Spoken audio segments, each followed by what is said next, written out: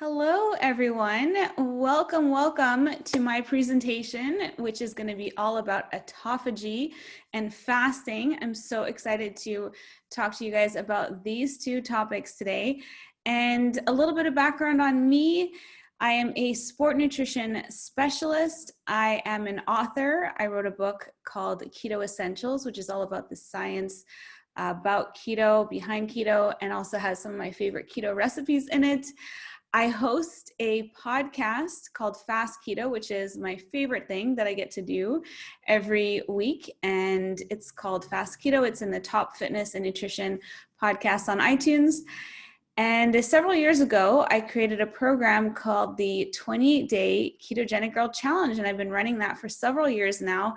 And we've had several thousand people in the program. And I have meal plans and coaching as a part of that to help people understand how to get the results that they really want to get on keto.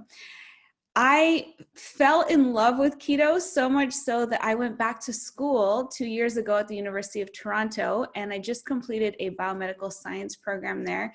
It wrapped up in February of this year, so I got to study biochemistry and biomedicine and pharmaceuticals, physiology, everything. It really was fascinating to learn about from the perspective of being in the keto space for the last little while.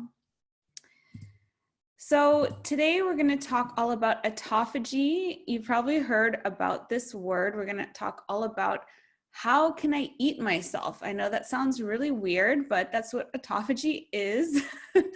And we're going to talk about why it's important and how it works. And at the end of this presentation, you are going to know everything about how autophagy actually works in the body.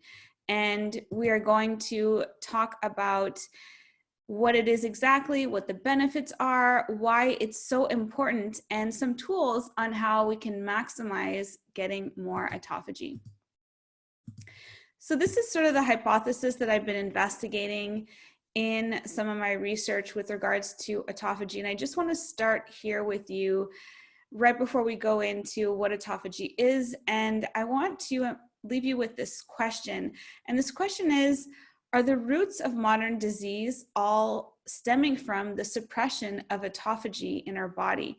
And we're going to learn about how the autophagy genes, which are known as ATG genes, are really our survival genes.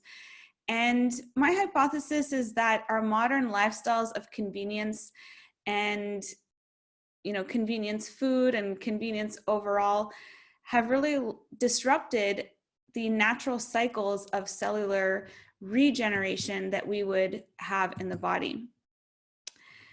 So what is autophagy? This here is a picture of something called a lysosome, and that is the part that is the orange ball, and it's fusing with something known as an autophagosome. So that's the large sphere. And if you look inside, you can see there's all kinds of little organelles and cellular components. And we're going to learn how this process happens. So basically, I want you to keep this visual in mind as we go through what autophagy is, and think of this large sphere, the autophagosome, as sort of a recycling container, recycling bag or sack that goes through the cell and picks up all kinds of debris in the cell. And it merges with this lysosome, and we're going to talk about why that happens. But just try to keep this kind of visual in mind, and we'll go back to it as well through the presentation. So what is autophagy? It really is our cellular recycling system. And it originates from a couple of terms, auto, which means self, and phagy, which is eating. So that's why I said we're going to learn how to eat ourselves, because it is autophagy, it is self-eating, and it's a process that happens at the cellular level. So there are several different phases of autophagy, but we can start out with a metaphor. So we know that in our homes, if we don't take the recycling out, it can build up. So what happens if you don't take the recycling out week after week? Eventually, it's going to start piling up. It'll start piling up in your garage. If you never take it out, it'll start filling up your hallway, your bedroom. Every room in your house eventually will be filled up with recycling. So Do you think you'd be able to live in a house full of recycling? If you think of your body as that house, one thing that a lot of people don't realize is that our genes actually print a lot of proteins incorrectly. So our genes are little 3D printers. They're printing, proteins for us, and 1 out of every 300,000 is printed incorrectly. So we actually get misprinted proteins, we get misfolded proteins, damaged organelles, and our cells have this handy little recycling plant built inside in order to be able to break down those incorrectly folded proteins back into their individual amino acids and recycle them. So it really is a recycling, process. It's not just degradation, it is degradation and recycling. So if you look on this slide, you can see there is the phagophore, which forms, it's that sac, that big sphere that we looked at, and it basically goes through the cell and it engulfs these, misfolded proteins into that sphere. And that's the autophagosome. You can see it under maturation. And that little orange ball that we saw earlier, the lysosome, it docks and fuses with the autophagosome, and it forms something called the autolysosome. And that orange ball has all these enzymes in it that will break down the debris. And you can see in the last picture there, what happens is all those proteins are broken back down into their individual amino acids. So that's really the process of how it happens with regards to the autophagosome. So there's a few different kinds of autophagy.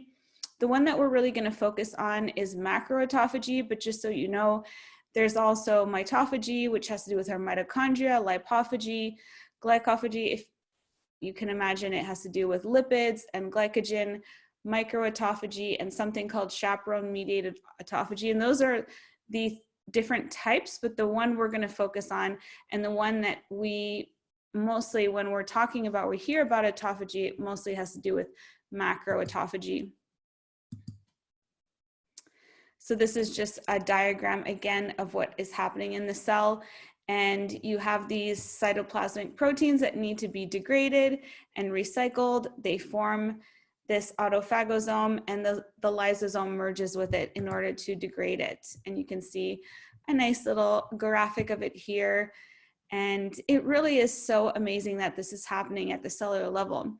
And this is sort of why, this hypothesis that I'm investigating is this recycling, system that is happening at the cellular level is so vital to our overall health. It actually is vital to our survival.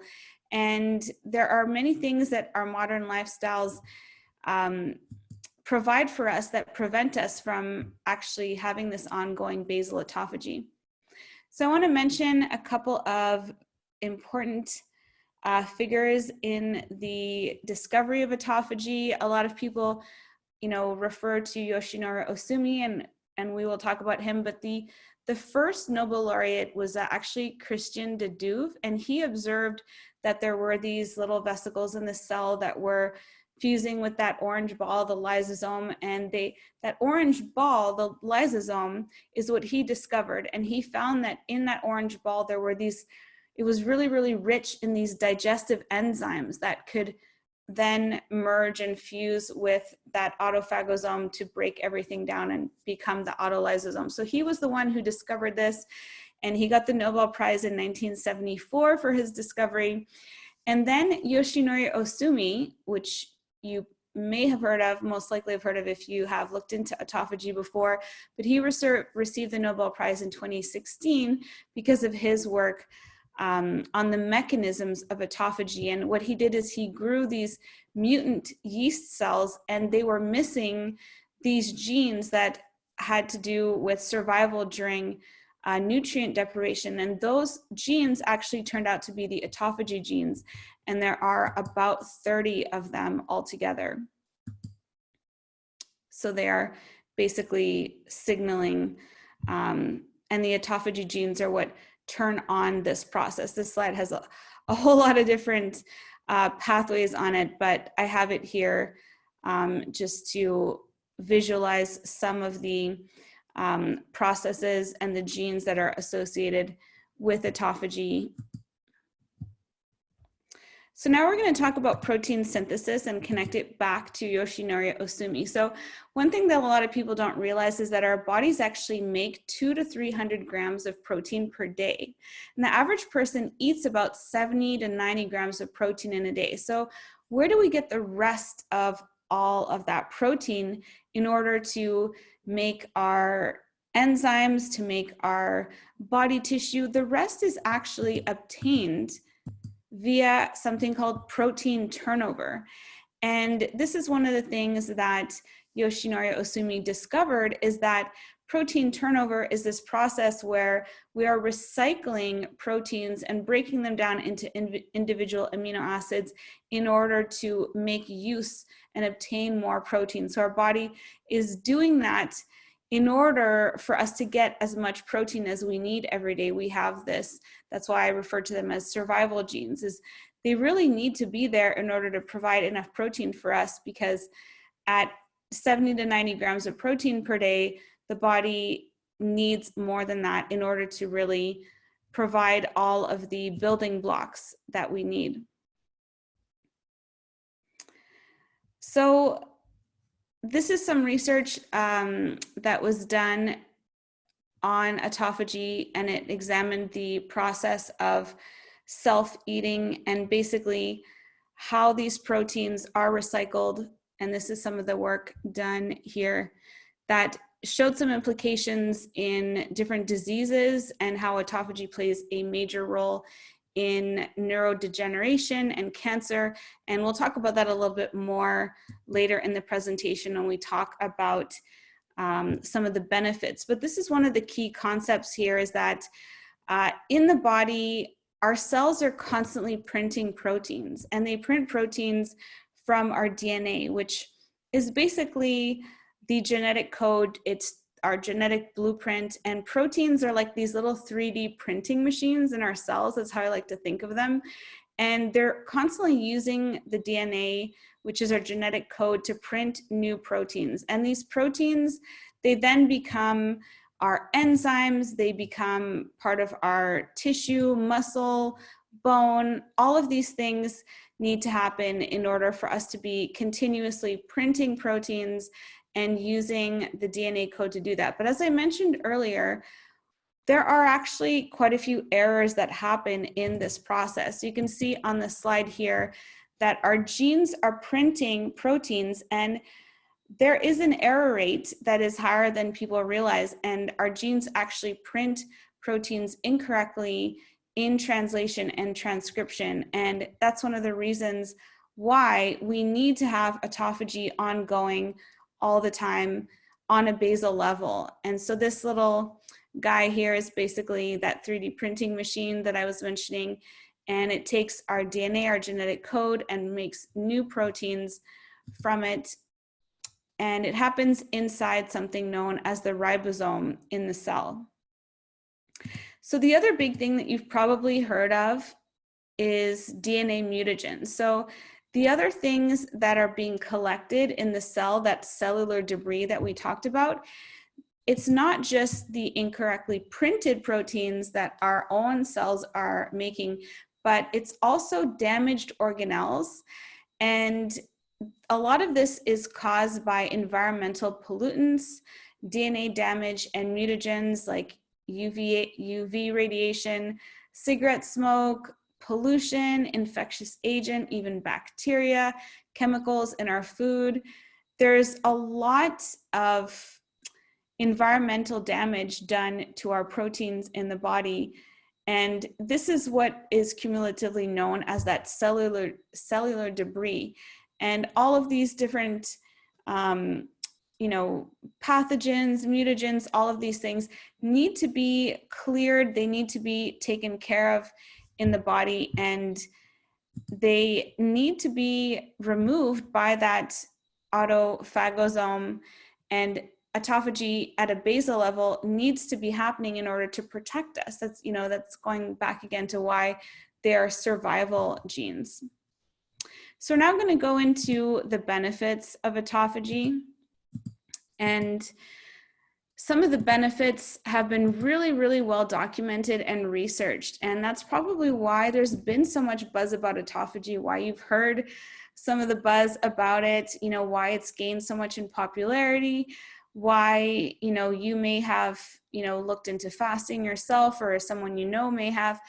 And a lot of the research that we have on autophagy comes in fasting trials and research done on fasted mice.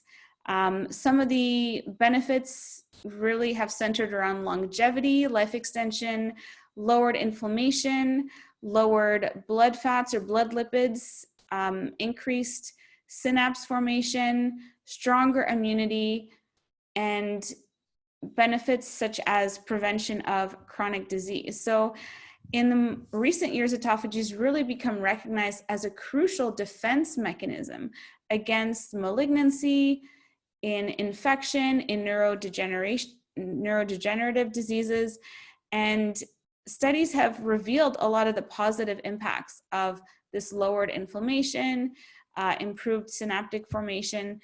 And some of the research actually came from Ramadan fasting studies. So there's been some meta-analysis done on the blood lipids and blood panels of pre-Ramadan fasters and post-Ramadan fasters, and it showed that cholesterol, triglycerides were decreased in both men and women, and the good cholesterol, quote unquote, good cholesterol, HDL, was increased among women in that research, and that overall effects on immunity and on the immune system were favorable. So as the ketogenic girl, I'd be remiss if I didn't talk about the connection with keto and autophagy and keto. And we're also going to get into some of the tools for how you can, get more autophagy, really support autophagy in the body. But I really wanted to start out explaining and giving you a full picture of what exactly it is at the cellular level. But a lot of the benefits, in addition to the ones that I just mentioned, include improved mood and mental performance, neuroprotective actions, maintaining muscle mass, reduced hunger, reduced inflammation, improved insulin sensitivity, and increased mitochondrial biogenesis. Now, a lot of these things you may be familiar with because you've seen them with keto, because a lot of the benefits of keto and autophagy end up being similar because they both have certain things in common, such as activating the AMPK pathway from lowering insulin. And I'm going to show some of the parallels between those specifically. In research done on Parkinson's, we've seen neuroprotective aspects in some of the research coming out as well. And it's one of the other amazing benefits of autophagy. And that was some research here done on aging and longevity. And according to research, autophagy is really the primary mechanism for removing, these damaged organelles that we were talking about, such as damaged mitochondria, which can have a direct impact on aging, which is really, really neat. So this is a table showing some of the longevity pathways that are regulated by keto diets and by calorie restriction.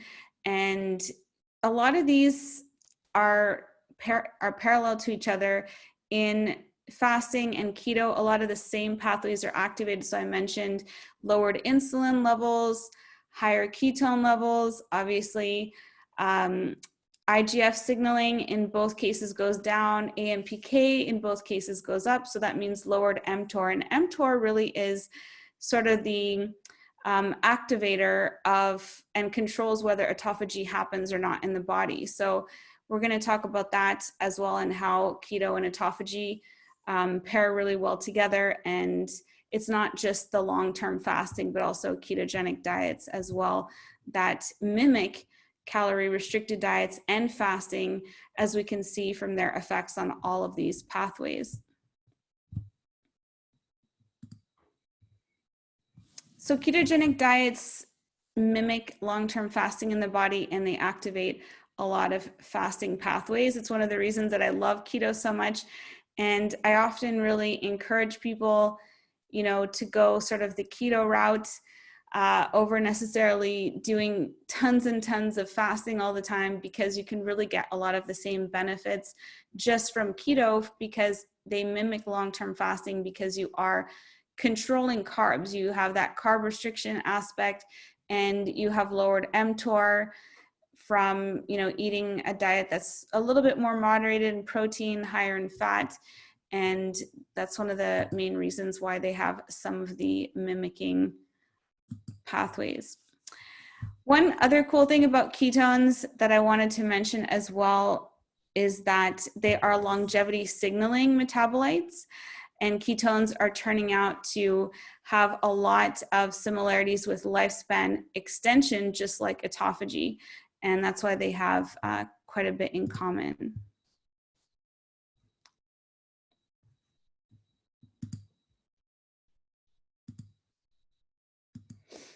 So I started off talking about my hypothesis, which is that a lot of our modern disease could potentially be coming from suppressing this natural basal autophagy that should be ongoing all of the time in our cells. But our modern lifestyle really sort of get in the way of this natural cellular debris clearing. This recycling program in our cells is interfered with and disrupted because of our modern lifestyles. And so this is a research paper here that was showing that the suppression of basal autophagy in neural cells caused neurodegenerative disease. So this was a study done in mice, and we see the connection here between autophagy and our survival, and how it is a mechanism of adaptation to starvation, to low nutrient environment. And it's really, really important just for having healthy cells to have this turnover happening all the time.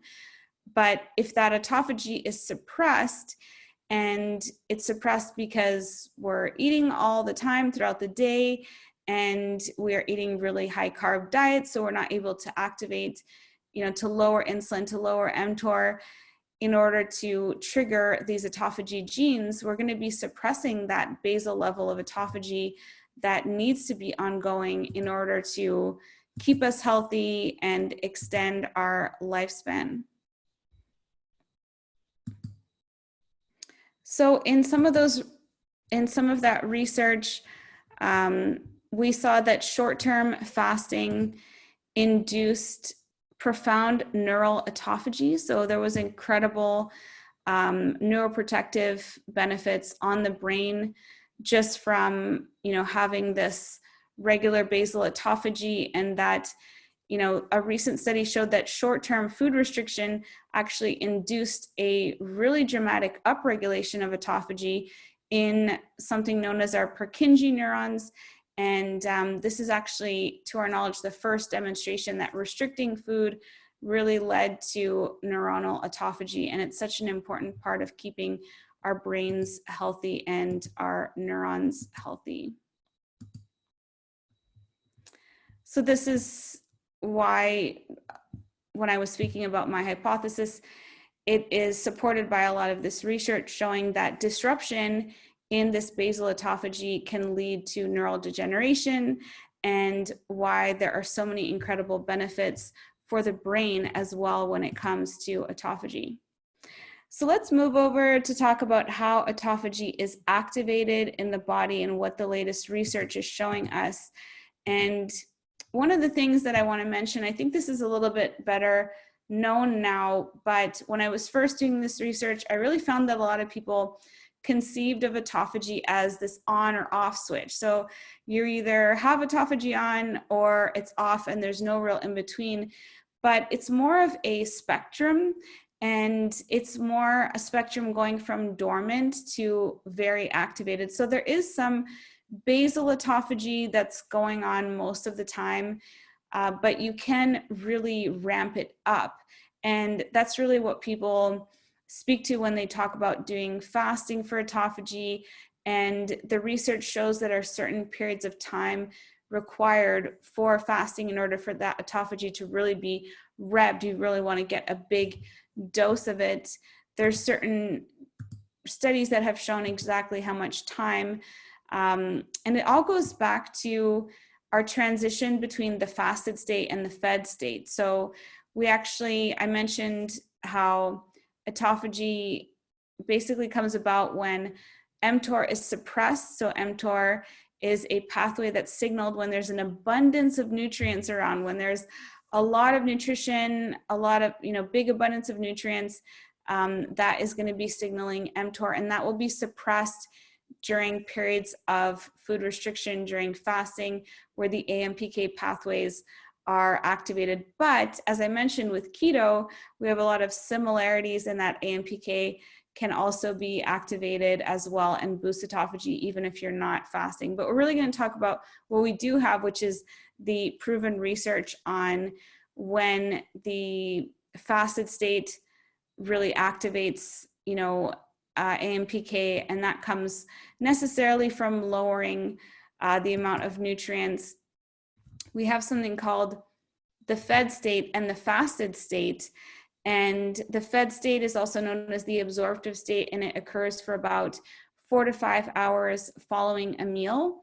And insulin is the dominant hormone during the absorptive state, and it's because we're receiving nutrients, and insulin is activated, is secreted by our pancreas in order to get those nutrients into our cells, and we go into storage mode, nutrient storage mode. So we are taking the nutrients that we've consumed, we're putting them in our cells, we're utilizing them for energy, and it really is an anabolic or growth state. Now, the fasted state or post-absorptive state is dominated by glucagon, and it has to do with breaking things down. So it's more about, breaking down energy. It's the opposite of storage. You're taking energy out. You're taking fatty acids out to utilize them for fuel.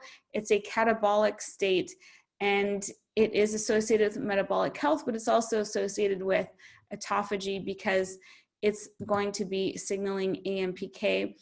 And the other thing that needs to happen is for our glycogen to be depleted. And this is also what happens when people go keto. There is that phase where you deplete your glycogen and you go into ketogenesis, and you have to deplete your glycogen from your glycogen in your liver.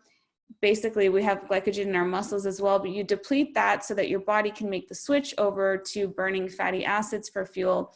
And there's a certain time period that needs to happen, that needs to pass in order for that to happen. And it's only after about 4 hours that the body switches from the fed state back into the fasted state after a meal, and that's when we can start depleting glycogen. So we have these fasted states and fed states, and the fasted state is going to lend itself more into getting into that catabolic, framework where we're going to be then breaking things down. And that all goes back to autophagy, breaking things down.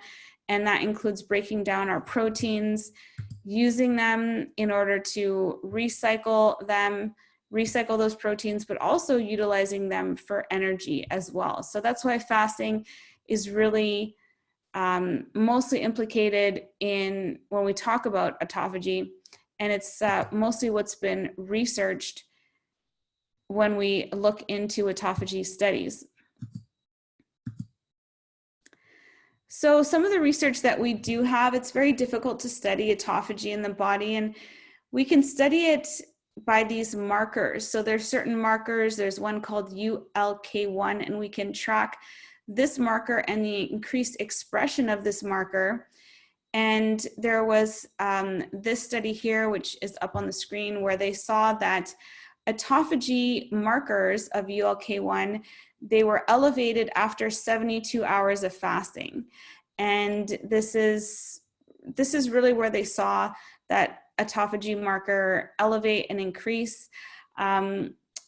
I personally think it's probably less time for someone who is on a strict ketogenic diet. It's not something I have any research or proof on, but because you are already glycogen depleted, if you are in fat burning mode, then the timeline to get into that deep autophagy is likely going to be shorter, because you don't have that glycogen to deplete in the first place. So it could be, theoretically, that it would be about half the time, I would estimate, in order to really get autophagy. But unless you're in a lab and you're studying those markers, that's the only way that we'll really know for sure. But it's not that far out to think. So fasting generates a metabolic advantage in providing that autophagy. So it deepens autophagy because it signals low nutrient availability and it activates the fasting state. So there was another study that showed, it was a Denmark study, let's see where that is, that showed that the elevated markers of AMPK increased by 17% and 11%. I wanted to make sure I mentioned that as well, just going back there. So let's talk a little bit about what blocks autophagy and what inhibits it, so that we can then explore a little bit more about what revs autophagy. So there are certain things that will inhibit autophagy, and basically having high nutrient availability in the body. So, having just eaten a meal obviously is going to inhibit autophagy. Eating a lot, eating frequently, snacking between meals all the time is going to generate an abundance of nutrients in the body, which is going to be more likely to activate the mTOR pathway.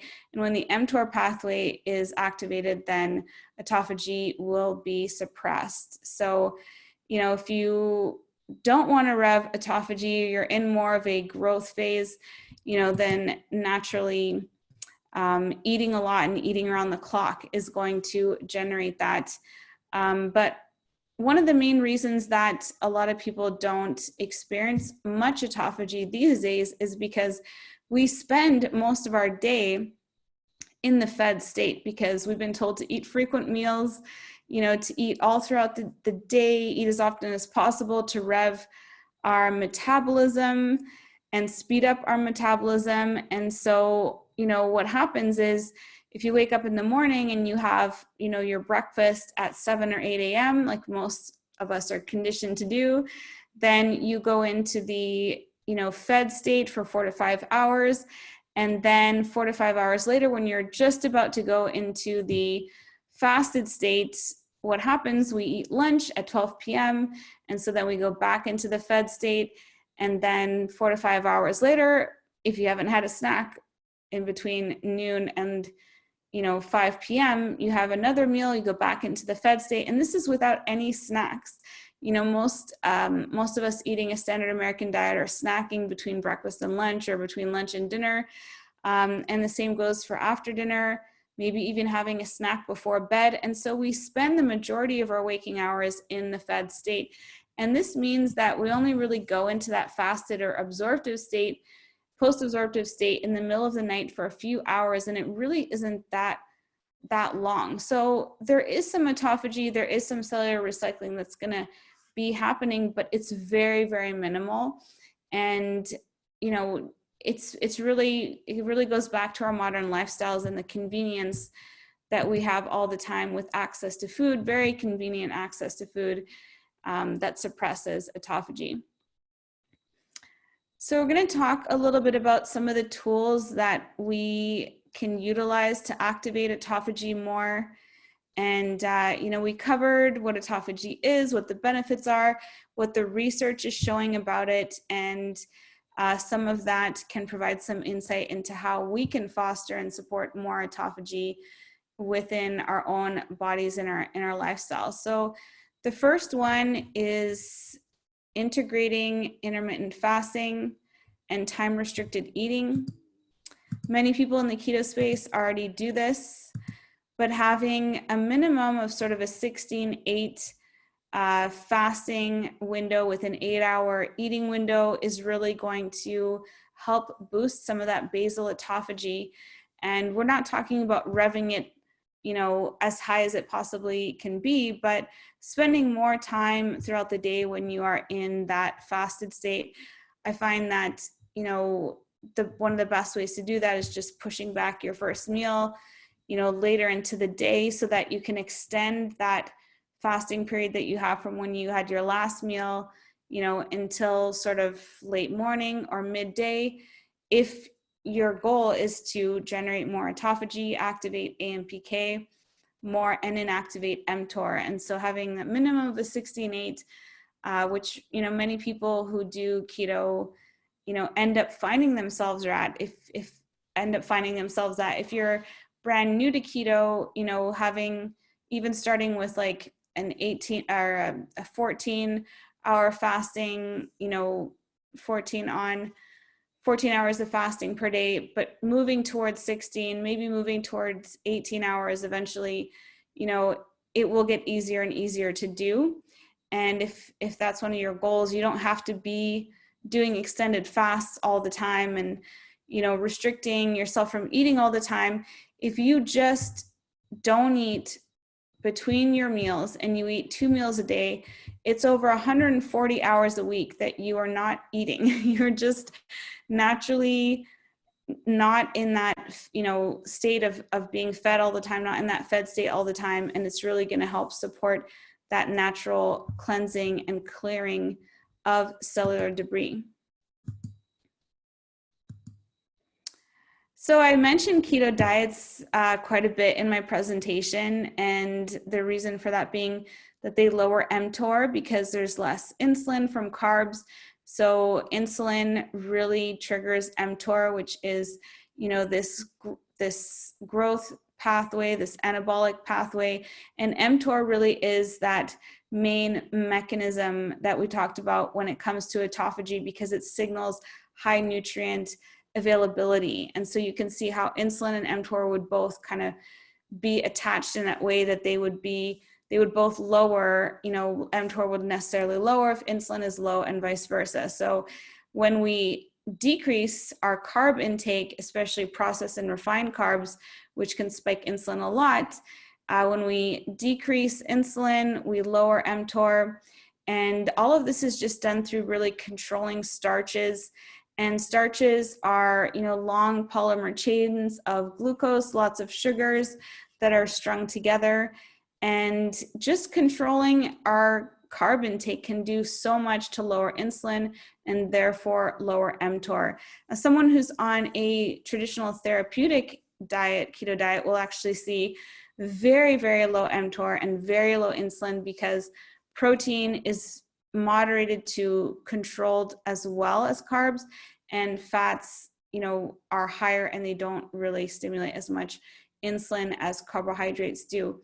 However, if you are on the ketogenic diet, in general, your glucagon and insulin ratios will be closer to 1-to-1, and so mTOR will be triggered less from eating protein. So a lot of people can get away with eating more protein on keto because their carbohydrates are really controlled. So that really is the key with regards to autophagy, because it has to do with mTOR, is controlling the carbs, even if you're not doing, extended fasting. Now, exercise has really been implicated in elevating autophagy. And you think about what happens during exercise, we tear a lot of our muscle fibers and tissues and we rebuild them. And it's also one of the main ways that we can deplete glycogen. So when we go and exercise, we deplete the stored glycogen in our muscles, and, through carb restriction, we deplete a lot of the glycogen in the liver. So if you're adding exercise into the equation and you're doing carb restriction, you're really going to be depleting stored glycogen a lot. And that's without even doing, these long fasts that we talked about in some of the studies. So, that means adding exercise with intermittent fasting and keto, and you're going to have such a great recipe really for depleting stored glycogen, and that's going to help support autophagy as well. Now, there are certain supplements that have been implicated as well with autophagy, and that's because the thyroid has some connections with it. So, you know, many people supplement with iodine, with tyrosine, with iron in order to support the thyroid. And there's also berberine or metformin, berberine being the natural alternative to metformin, but both of them have been shown in research to lower blood sugar and activate the AMPK pathway, which again supports autophagy. Lastly, doing extended fasts throughout the year. I'm a big proponent of seasonal fasting, doing a 3, 5, or 7 day fast on a quarterly basis, so 4 times a year with the seasons. And it's a really great way to boost autophagy in a massive way, because as the research showed, you know, 36 hours will induce and promote heavy autophagy, anywhere from 10 to 30% above basal levels of autophagy, and 72 hours. If you don't like to do, you know, any kind of, if you don't really like doing keto, then you can just do longer fasting, like a 72-hour fast. If you don't like to control your carbs, can get you there as well. But if you do like keto and you add that in with a 36-hour fast, that's about 3 days longer, 5, 7 days, you're really going to be revving up and boosting autophagy and really getting that deep cellular cleansing, you know, really clearing out the cells of all that cellular debris, all those misfolded, damaged organelles, damaged mitochondria, pathogens, bacteria. There's so much that can be cleansed, and a lot of that debris is cleared out as the cell is searching for energy.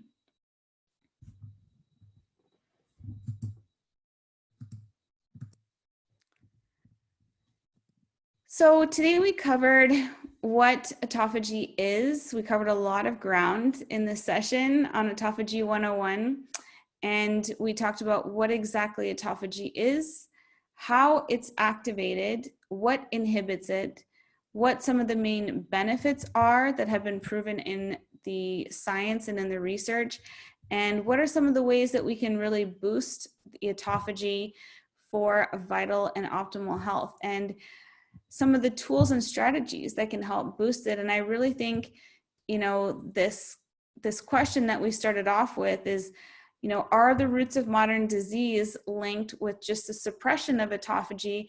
And, you know, if we ask ourselves that question, we can imagine how optimal our health potentially could be if we just stop suppressing autophagy with some of these strategies, you know, including not being sedentary all the time and not eating all throughout the day, which is really suppressing autophagy that is this natural cellular cleansing that should be happening.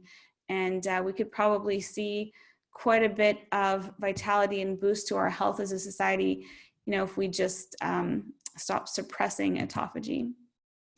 So these are some of the places that you can find me, and my podcast is the Fast Keto Podcast on iTunes and wherever you listen to podcasts. I have the 28-day Ketogenic Girl Challenge program at ketogenicgirl.com.